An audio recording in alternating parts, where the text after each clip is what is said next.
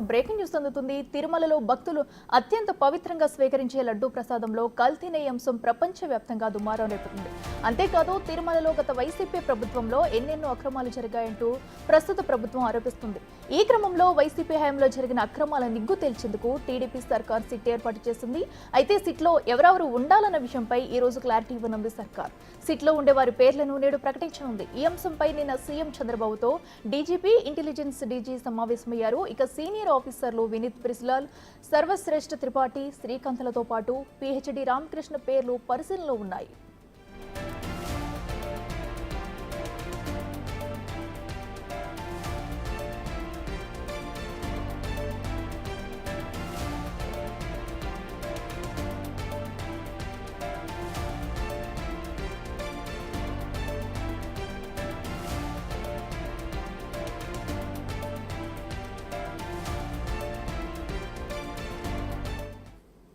రెడ్డికి ఇదే అంశానికి సంబంధించి మరింత సమాచారం మా ప్రతినిధి శివ లైవ్లో అందిస్తారు. శివ, చెప్పండి, మరి ప్రస్తుతం తిరుమల తిరుపతి లడ్డూ వ్యవహారం అయితే వైసీపీ నేతలకు రోజు రోజుకు ఉచ్చు బిగుస్తుందని చెప్పొచ్చు. మరి ఈ నేపథ్యంలో టీడీపీ కూడా అటు సిట్ విచారణకైతే ఆదేశాలు ఇస్తుంది. మరి సిట్లో ఎవరెవరిని చేర్చొచ్చు అన్న ఉత్కంఠ అయితే ఇప్పుడు నెలకొంది. దీనికి సంబంధించి డీటెయిల్స్ సెట్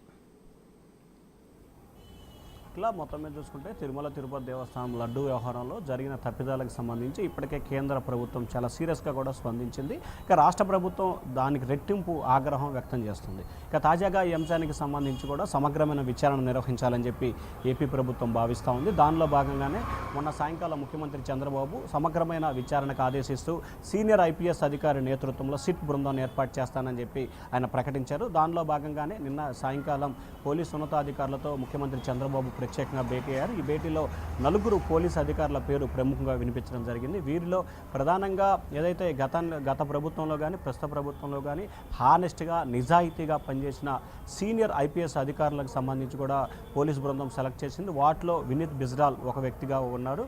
2 ఆయనకు సంబంధించి Sarvashreshtha Tripathi, 3 PhD Ramakrishna, 4 law and order IG Srikanth. ఈ 4 పేర్లను కూడా ప్రస్తుతం పరిశీలనలో ఉన్నట్లు కూడా తెలుస్తూ ఉంది. ఈ నలుగురికి సంబంధించి వినీత్ బిజ్లాలు అలాగే పీహెచ్డీ రామకృష్ణల వైపు చంద్రబాబు మొగ్గు చూపినట్లు తెలుస్తూ ఉంది. వీరిద్దరిలో ఒకరిని చీఫ్గా నియమించే అవకాశాలు అయితే మెండుగా కనిపిస్తున్నాయి. నిన్న ఇదే అంశానికి సంబంధించి ముఖ్యమంత్రి చంద్రబాబు ఏదైతే ఏపీ డీజీపీ ద్వారకా తిరుమలరావు అలాగే ఇంటెలిజెన్స్ చీఫ్ లడ్డాతో చంద్రబాబు ప్రత్యేకంగా సమావేశమయ్యారు. ఈ సమావేశంలో తిరుమల తిరుపతి దేవస్థానానికి సంబంధించిన జరిగిన పరిణామాలు, తదంతర పరిణామాలు, అలాగే ఆంధ్రప్రదేశ్లో జరుగుతున్న శాంతి భద్రతల విషయం, అలాగే తిరుమలకు సంబంధించి జరుగుతున్న పరిణామాల నేపథ్యంలో భక్తులు అభిప్రాయం ఏ విధంగా ఉన్నాయనే అనేక రకమైన అంశాలకు సంబంధించి కూడా చంద్రబాబు అధికారులను అడిగి చాలా వివరాలు తెలుసుకున్నారు. ఆ తర్వాత సిట్కి సంబంధించి ఎవరెవరు నియమించాలి ఏంటనే దానికి సంబంధించి కూడా చర్చించినట్టు తెలుస్తూ ఉంది.